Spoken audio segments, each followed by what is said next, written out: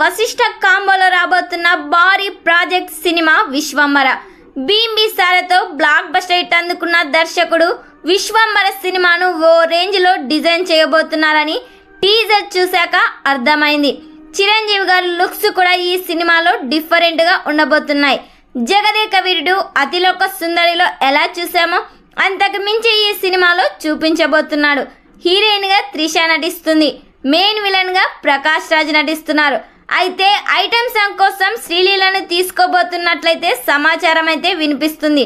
కానీ ఇంకా క్లారిటీ రావాల్సింది. ఎంఎం కీరవాణి సంగీతం అందిస్తున్నారు. మరి ఈ సినిమాలో శ్రీలీల ఐటమ్ సాంగ్ చేయాలని ఎంతమంది కోరుకుంటున్నారో ఖచ్చితంగా ఈ వీడియోకి కామెంట్ చేయండి.